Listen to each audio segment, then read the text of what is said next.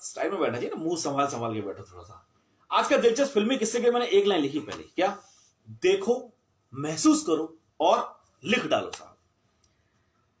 सबसे बड़ी खास बात जब मैं देखता हूं कि जो जिस तरह से भी आप गीत सुन रहे हैं, आप गीत सुनते भी हैं, पहले के गीत और संगीत साहब ऐसे होते थे, जान होती थी उनमें, और वो जान ऐसी होती थी कि मतलब, जो मैं कितनी बार मैं आपसे बोला भी है, ये वाला दौर सा वापस नहीं आ सकता। कितनी मेहनत वो उसमें शोज के लिए वो करते थे, अपने गानों के बनाने के लिए, गीतकार, संगीतकार, गायक, सब लोग। यहां के गीतकार जो होते थे वो एक एक शब्द का जब तक वो अर्थ नहीं समझा लेते थे, उनको समझ में नहीं आता था, वो आगे नहीं बढ़ते थे। ऐसा ही काम संगीतकार करते थे, उस शब्द के लिए क्या म्यूजिक बन सकता है वो ये सोचते थे, इसीलिए वो काम किया जाता था। पहले फिल्मों में समय बहुत लगता था, बहुत मीनिंग होते थे, इससे भी ज्यादा जो काम होता था फिर करते थे साहब हमारे सिंगर, गायक।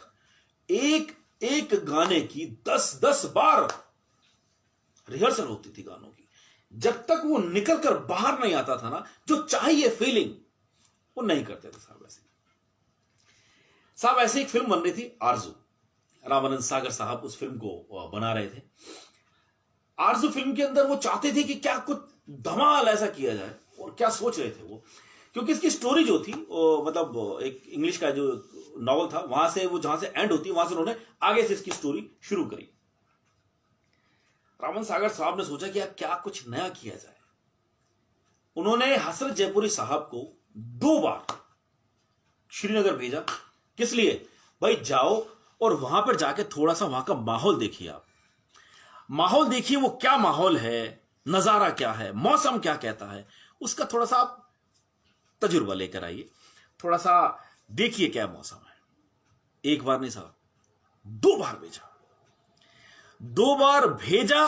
भेजकर वो वहां गए, देखा सब कुछ, और देखकर उन्होंने जो गीत लिखा ना साहब, इस गीत के अंदर आपको सब कुछ पिक्चराइजेशन नजर आएगा, एक एक चीज नजर आएगी, बर्फ नजर आएगी, बहुत कुछ नजर आएगा। ऐसे गीत बनते थे साहब। और कौन सा गीत था जो उन्होंने आकर लिखा, आप भी सुनिए, फिर उसके बाद बताइएगा जो मैंने कहा वो सच कहा या नहीं कहा। सुनिए।